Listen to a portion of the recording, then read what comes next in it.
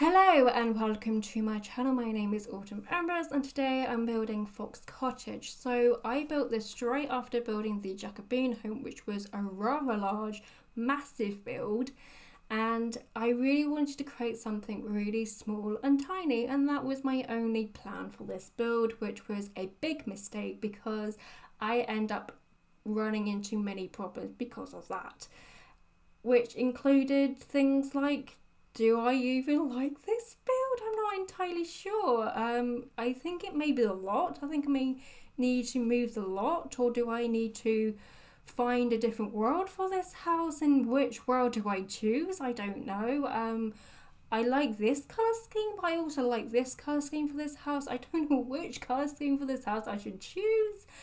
And do I just, completely demolish and restart this house altogether, because I'm having so many problems with this build? But no, I'm not gonna delete it because I have already spent way too much time on this build. I'm gonna keep it, and also I feel like this build has potential. I don't know how to get to that potential or how to unlock it, but I'm gonna keep it, and in the meantime I'm just gonna take a step back and have a break, have a Kit Kat, and build something else while I have an actual plan for it. I also have a concept for it. So I'm going to do that and build the grandparents' home. And future me, she can sort this out. I have every faith and belief that she can do it. And I'm just going to do that other build that I really want to do. And I just leave this mess to future me. And so that was the major problem. I had no plan. Other fact was that this was going to be a really tiny, itty bitty, small home, and that was it really. And for me, this is a small home.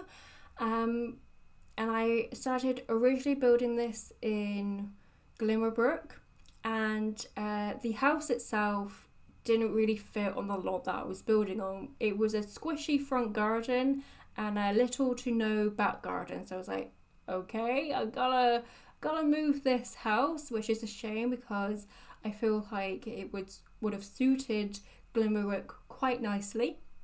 So I moved it to Windenburg. I moved it to the rural section of Windenburg, but it was just too rural.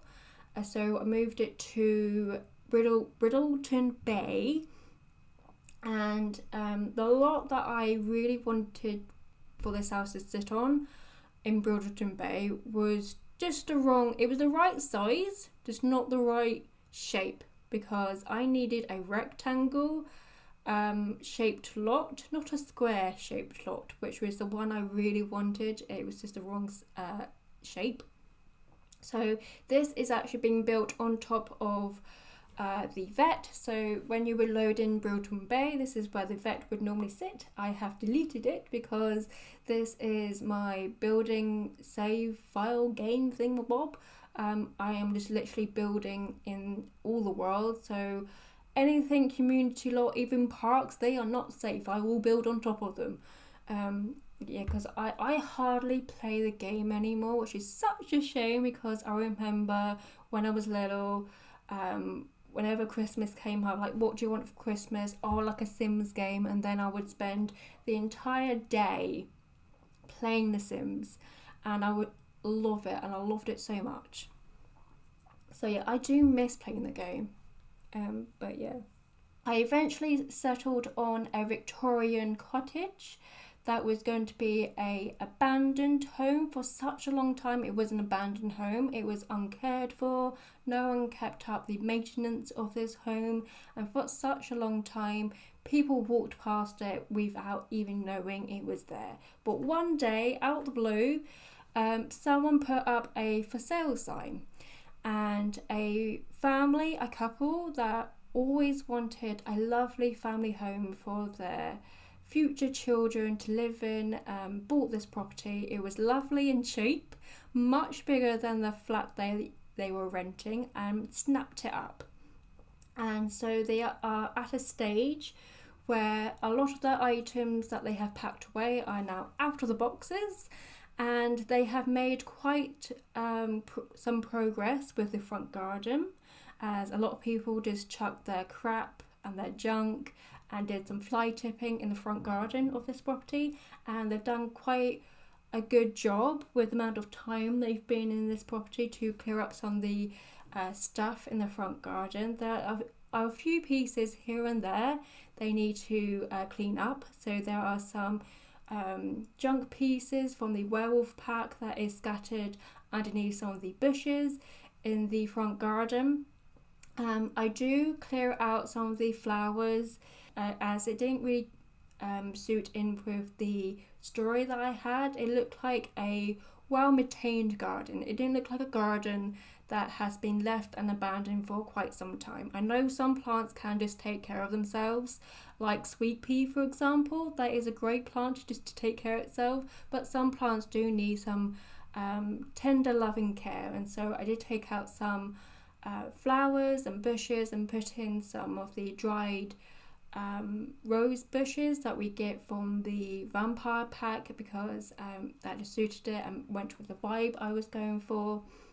We are also set in autumn because I believe, despite it being November, we are still in autumn. I think we are. I don't think we got to the winter solstice yet. I know we have passed the height of autumn, which is like September, October time, but I still feel like we can, sneak out a nice autumn build. And I was also having problems. Do I go with the vibrant autumn colours that we associate with autumn by putting my flowers and bushes and greenery in a basement and then lifting them up? Because if you do that trick, I've noticed they will keep their vibrancy. Or do I just go with the flow of the half dead look when I change seasons? I decided to go with the half dead look after I settled on the abandoned look, the once abandoned look. But we are now inside, and because this was once abandoned for such a long time, I would like to think that the fixtures and fittings are on the older side. They're a little bit more dated. There's no modern counters in here. So I went for the base game counters, which have the tiled countertops, which was a big thing back in the day to have some tiles countertops. And we have a Siamese cat in here, or room for a cat. I can imagine a Siamese cat living here. And I would also imagine this place would have lots of damp. I also live in a house that has damp, and a lot of the damp seems to be around windows, which makes sense because it's just basically a hole in the wall with some glass in it. And so I placed some damp stains around the windows. We also have lots of dings and dents in the wall. Some parts of the house has wallpaper where it's peeling off. We have cobwebs. I placed a lot of the cobwebs in higher places where they haven't quite yet got to it, but all the cobwebs that would have been lower down, they have, feather dusted it away. So this is like the cozy nook den area. My dinner's ready, but this is where I really wanted to place the basement kit mirror. I love that mirror. It's such a pretty mirror, but alas, I don't own that pack. So I decided to create my own fancy mirror with some boxes in front of it. So I used a modern day mirror and a vampire frame. This is a trick that I learned from watching a Sid Mac video. I have also seen this trick being used by downloading gallery art from the gallery, and I've noticed they also do that trick, and for some reason it never occurred to me to use frames and frame them around a mirror. It never occurred to me to do that. But I love the look of it, and I've done it before in my Jacobean build. I'm also doing that same trick in another build that I'm doing because it just looks so good. I love it. So in this build we have no TV, because once again the TV that I would love to use would have been in either the basement kit or the Eco Lifestyle expansion pack, and I don't own the Eco Lifestyle expansion pack as a lot of the items are quite modern.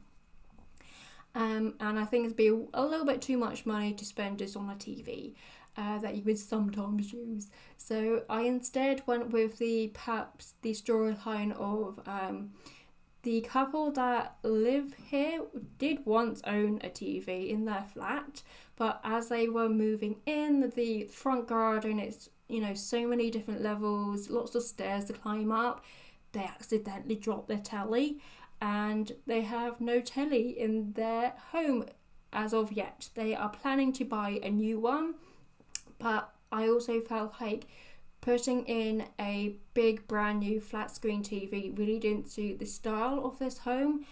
So we just got like a fireplace. If you do own either the basement kit or the Eco Lifestyle pack, you could just place a tiny small, perhaps round table by the fireplace, by the windows, and place the TV there. I think that'll look quite nice. But yeah, we don't have no TV in this living room. You may have seen there is a chess table shoved right in the corner because again, I like to think the couple that live here, they've gone thrift shopping, they've been to flea markets, and they found this chess table that they would love to incorporate into their home. They would love their children to perhaps learn how to play chess, but they don't know where to put it, so they kind of just shoved it in the corner, trying to figure out where to put it. So this is the laundry room. It is outside, kind of, technically. It is undercover, but it's like a pass through to get to the back garden area. But I like to think whoever lived in this house, they lived in it to like the 50s or the 60s. They knocked down the wall in between the kitchen and the dining room because that would have been two separate rooms. And they also put a downstairs bathroom in, but that would have meant moving the laundry room, so they stuck it outside. And I think this is a fun, quirky thing to add to this house, and I think it suits this house to have it kind of like outside, kind of. So the interior of this place, I wanted it to be like a Victorian dollhouse, and a lot of the Pinterest pictures I was looking at had these round, small bedside tables. The bedside tables that we have in the game that are selected as bedside tables, I didn't like them, and so I'm using a dining table as the bedside table. I've never used this dining table as a dining table because it just looks really tiny and small. It doesn't look like you can fit 2 plates of food or even 4 plates of food onto that very small dining table. It doesn't look possible, so I'm using it as a bedside table because it looks nice. I do also replace the the fireplace. So currently I am using a paranormal fireplace, I believe, and I changed it to the Discovery University fireplace as one, it sits nicer under the windows in the pink bedroom.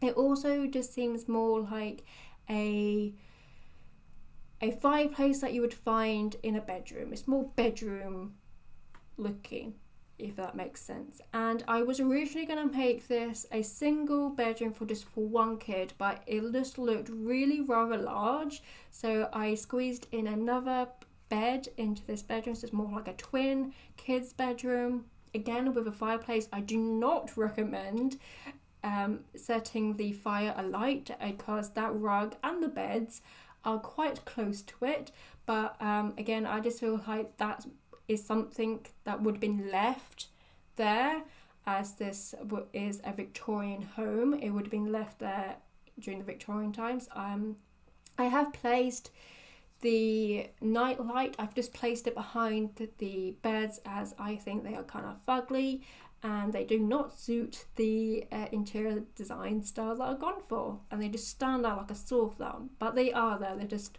behind the beds. So this is like the spare bedroom. This is the bedroom where it's very dinged up. There's lots of dents and holes in the wall, lots of damp around the windows. But this is where they would stick their guests. So if any guests would like to come round, this is where they would stick them. It's also like the spare bedroom, so they're stuck in some boxes of stuff that they packed away but not going to necessarily use until the time comes.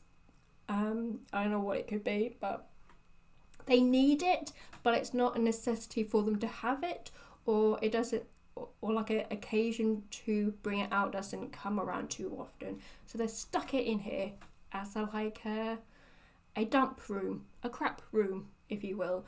So we have 2 bathrooms. There's one downstairs and then one upstairs, and I gone for a pink bathroom, as back in the day pink bathrooms were quite a thing.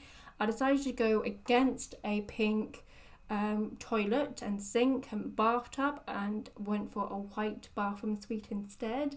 I also went for the tiny diamond patterned tiles, as again that is something you see quite often for older styled bathrooms. But this is where I'm going to leave you, so thank you so much for watching. Please like and subscribe if you have enjoyed, and I'll hopefully see you in the next one. But until then, and have a lovely day. So thank you and goodbye.